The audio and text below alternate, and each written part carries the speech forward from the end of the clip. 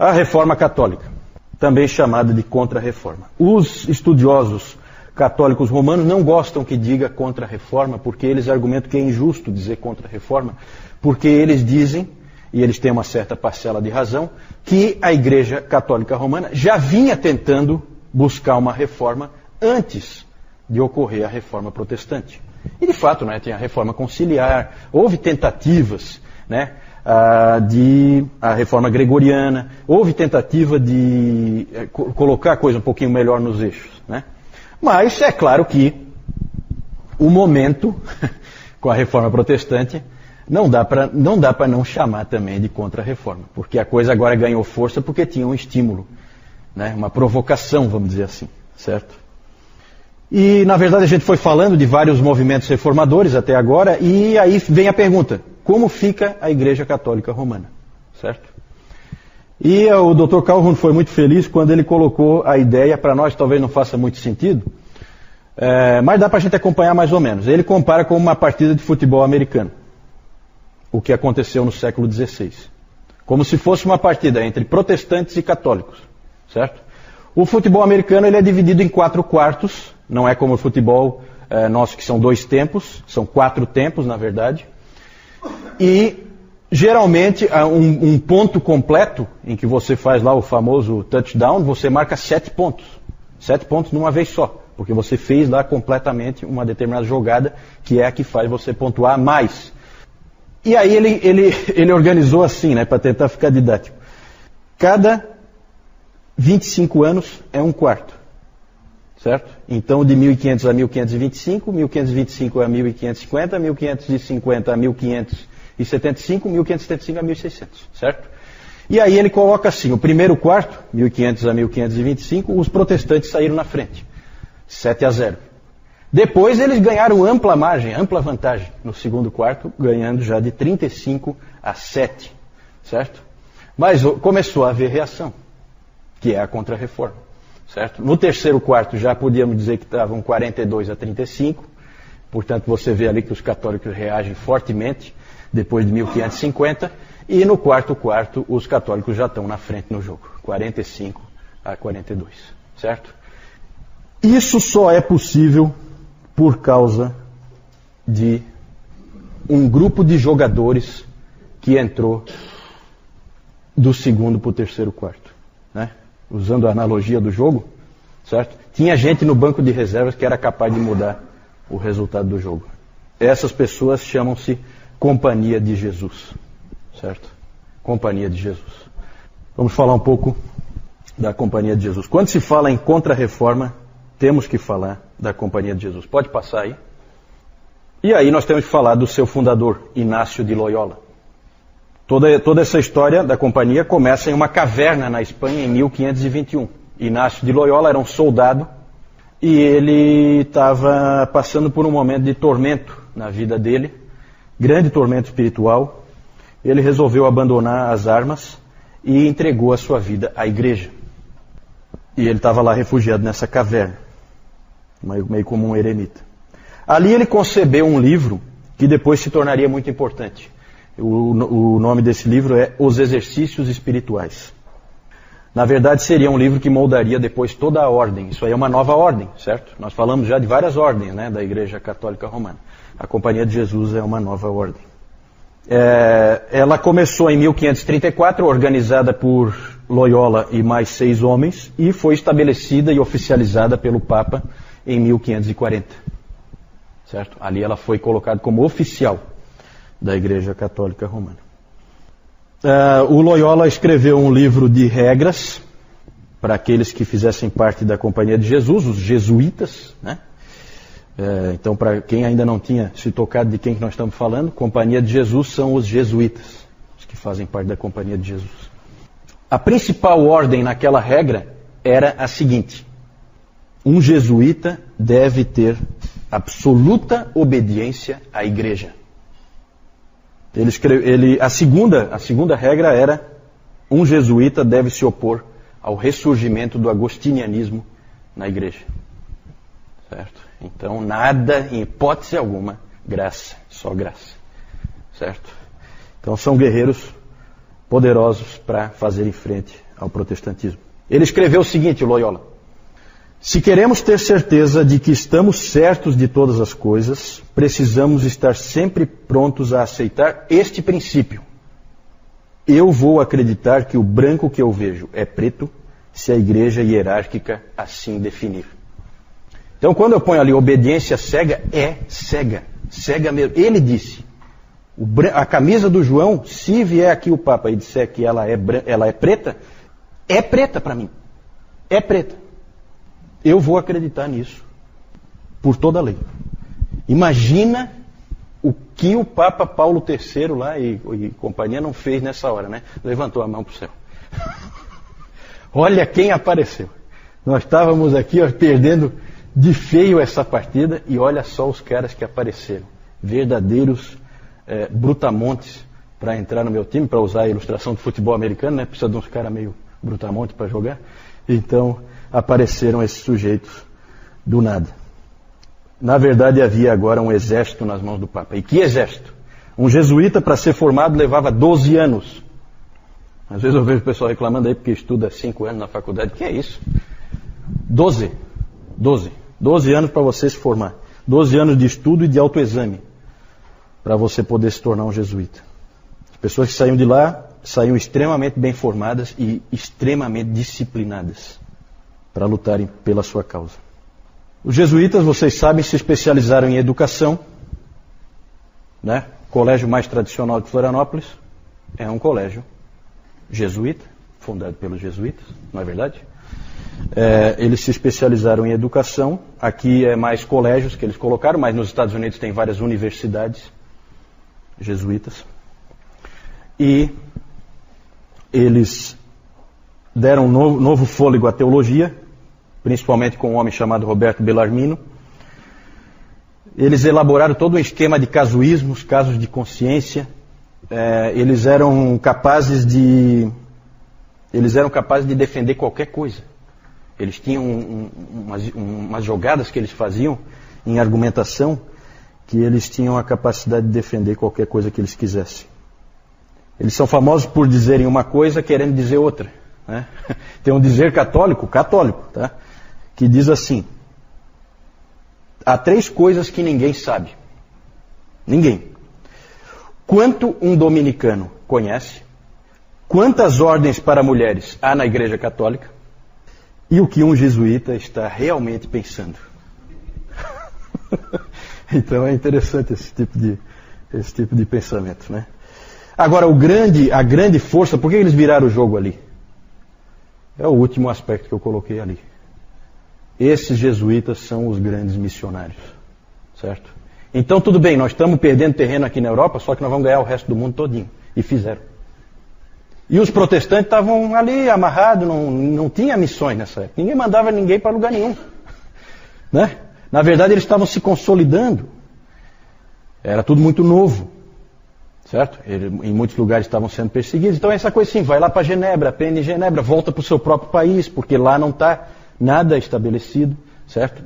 E aí os católicos foram espertos, né? Eles tinham ali já séculos, né, de uma coisa bem estabelecida, e aí apareceram esses sujeitos aí dispostos a qualquer coisa, esses jesuítas, e os indivíduos foram pelo mundo afora, certo?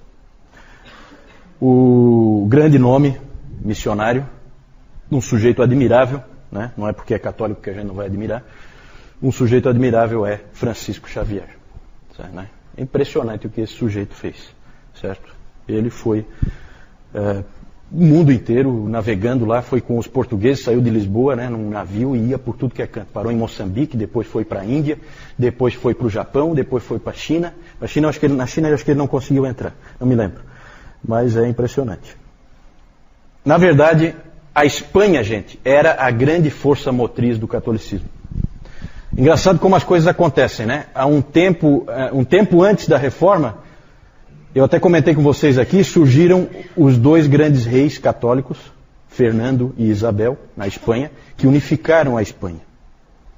Certo? Unificaram. Foram eles que mandaram Cristóvão Colombo, aquela coisa toda. E aí tinha aquele famoso dizer que Isabel e Fernando eram mais católicos que o Papa. E eram mesmo. Não é à toa que o catolicismo ganhou a força que ganhou na Espanha, e todos os caras que trabalharam aí eram espanhóis, Inácio de Loyola, Francisco Xavier, outros grandes nomes aí dessa época, São João da Cruz, São João de Deus. Esse João de Deus é nascido em Portugal, mas ele na verdade acabou... ele é o padroeiro dos hospitais, né? Porque ele criou a Ordem dos Irmãos Hospitaleiros, no sentido de hospital, certo? Então esses caras fizeram muita coisa. Outro grande nome é Teresa de Ávila. Todos espanhóis, todos, certo? O catolicismo, a força do catolicismo estava na Espanha, certo? É engraçado que até hoje se diz que, porque a gente sempre pensa em catolicismo, a gente pensa em Itália, né? Só que o italiano tem um catolicismo assim meio de aparência, né? Geralmente. O espanhol não. O espanhol, quando ele levava aquilo a sério, era a sério mesmo, né? Então, ali era a força do catolicismo, vinha da Espanha. Portugal é diferente. Portugal ele tem menos expressão para o continente como um todo, né? Ele, na verdade, ele era um daqueles pequenos reinos ali da Espanha, certo? Que ficou separado. Não quis unificar. Eles venceram os mouros, né? E não quiseram participar da unificação. Então Portugal ficou ali isolado. Praticamente desde o início já tinha aquela dimensão ali, certo? E ele não tinha a mesma expressão que a Espanha para o resto do mundo, né?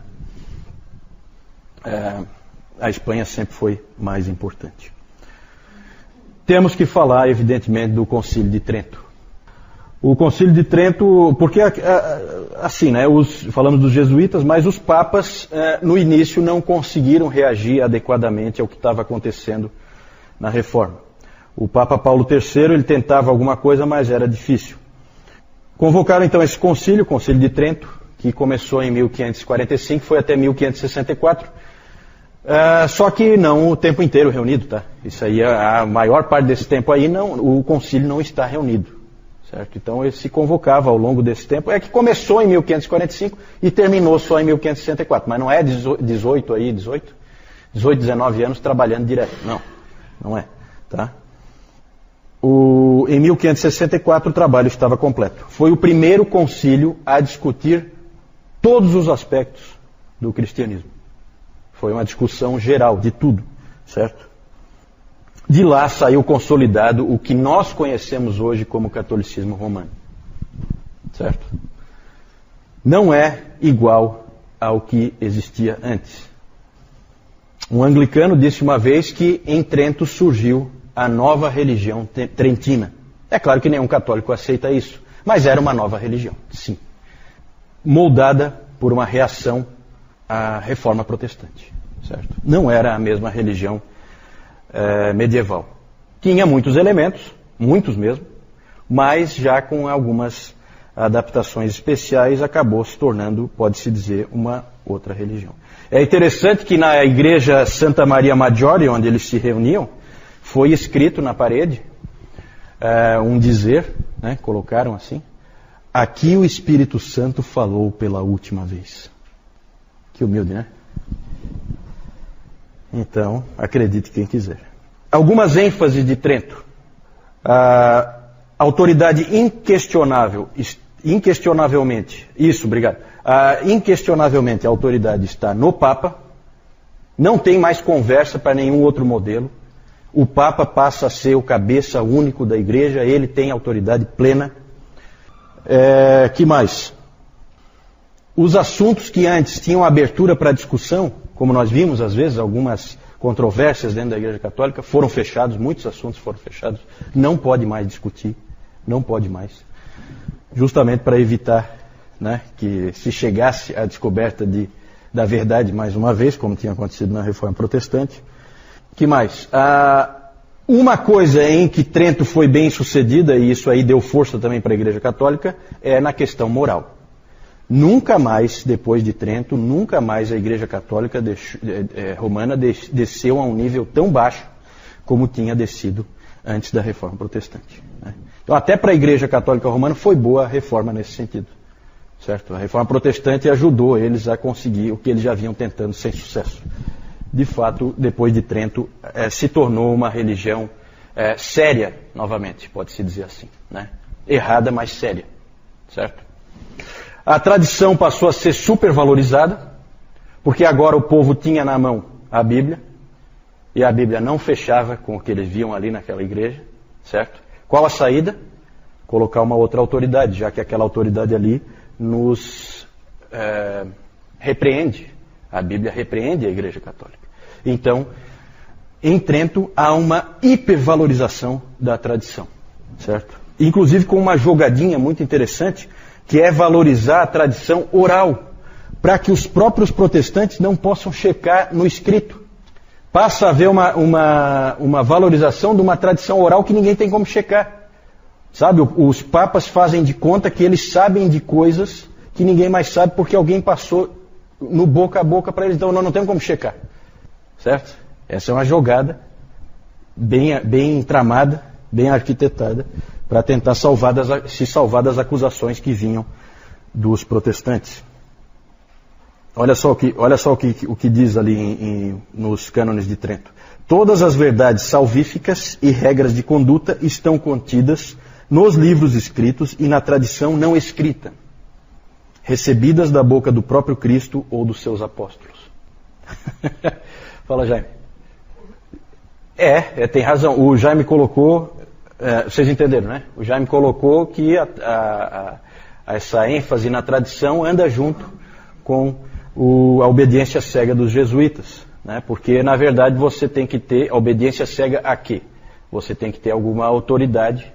E de onde é que vem essa autoridade? Então você cria esse elemento aí da tradição oral, que não tem como ninguém checar, porque eu não estava lá quando um papa passou para o outro, a tal da tradição oral, que eu não sei nem qual é, certo?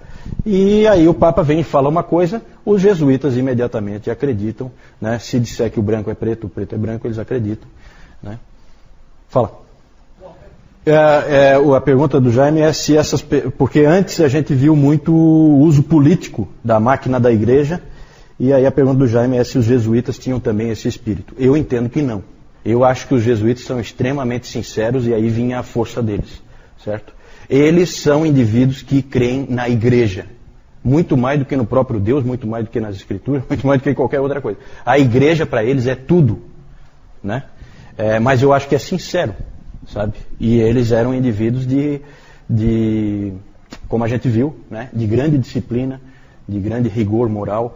Então isso tudo ajudou muito a Igreja Católica Romana a sair daquele quadro que ela tinha antes, lá com o Rodrigo Borgia e companhia. Uma coisa horrorosa aquilo, né? É claro que quem já conhece, eu não tenho tempo para falar aqui, faltou um aí, né? Salvação pela fé e pelo amor. Lutero diria salvação pela fé, ponto. Certo? Trento não. Salvação pela fé e pelo amor. Amor, entenda-se, obediência à igreja. Certo? O que a igreja diz para você fazer, você faz. Tá?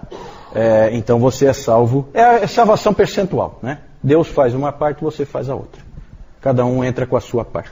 Como é o velho semi-pelagianismo, né? Que é onipresente, ele sempre aparece. Só não é chamado de arminianismo nessa época porque o Armínio nem nasceu ainda. Mas é mais ou menos a mesma coisa, certo? O catolicismo sempre anda de mão dada com o semi-pelagianismo, tá? E não foi diferente aqui. É claro que eu não cheguei a falar aqui, mas se você for ler os cânones de Trento, você vai ver que lança anátemas aos montes para cima dos protestantes. Os protestantes todos são malditos, né? É uma coisa pesada. Mas, por outro lado, também, o Lutero também, o grande guerreiro do outro lado, também não deixava por menos, né? Porque ele deu uma resposta rápida, né? É claro que ele morreu em 1546, ele não viu a coisa toda pronta.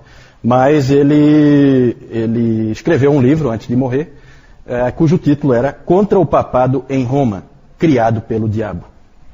Então você vê que o homem não é fraco. Ele, quando saca da arma, também não saca para brincar, né?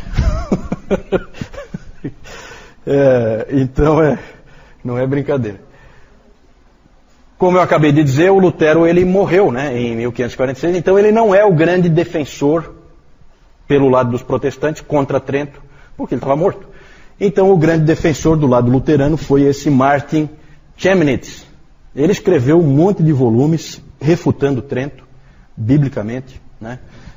Porque esse documento de Trento era realmente uma ameaça ao protestantismo, né? Algumas pessoas podiam ficar em dúvida quanto ao que estava acontecendo, e ele então foi o responsável por fazer isso aí. Alguns católicos chegaram a dizer a seguinte frase: se o segundo Martinho não tivesse entrado, o primeiro não teria se sustentado.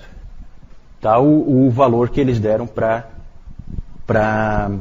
vamos dizer assim, para o porte desse adversário aqui, Martin Chemnitz. Esse é o segundo Martinho, né? Então eles dizem, se o segundo não tivesse entrado, o primeiro não tinha se sustentado na guerra, né? Assim chamada guerra, né? Mas pelo lado dos reformados foi o Calvino mesmo. O Calvino estava vivo, o Calvino nasceu em 1509, né? Ele então escreveu um livro cujo título era Atos do Concílio de Trento com o Antídoto. Então ele comentava todos os atos do Concílio de Trento, ele teve acesso, evidentemente, e já dava o antídoto para os protestantes, né? Já dizendo, isso aqui está errado por causa disso, isso aqui é enganação, aqui tem uma coisa camuflada, tem uma armadilha aqui, e tem armadilhas, né? Dá a impressão que, né, o próprio fato deles usarem ali, salvação pela fé e pelo amor, que bíblico isso, né? Dá a impressão, nossa, super bíblico, mas ali tem embutida uma armadilha, certo? E os caras são espertos, ali aqueles indivíduos de Trento não eram bobos. Ele queria, o Calvino, se certificar de que os protestantes entendiam com clareza o que Trento estava dizendo e como responder ao que Trento estava dizendo. Calvino disse o seguinte: o todo pode ser resumido assim: o erro deles consiste em dividir a obra de Deus, dividir a obra entre Deus e nós, semi-pelagianismo, para que possam transferir para nós a obediência de uma vontade piedosa, recebendo a graça divina. Enquanto que, na verdade, essa obra é exclusividade do próprio Deus. Para traduzir isso aí, é o seguinte: a salvação é obra de Deus somente. A fé e o arrependimento não são condições para a salvação, como creem os católicos. Eles são parte da salvação. Fazem parte da salvação. São dons, como a Bíblia diz. O dom da fé, o dom do arrependimento. São presentes, são coisas que você recebeu. Certo? Nada de semi-pelagianismo. Sempre, tá, gente? Quando a gente fala assim, essa discussão, arminianismo, calvinismo, que bobagem. Que bobagem. Na verdade, ninguém, só esse indivíduo que está dizendo isso, acha que isso é uma bobagem.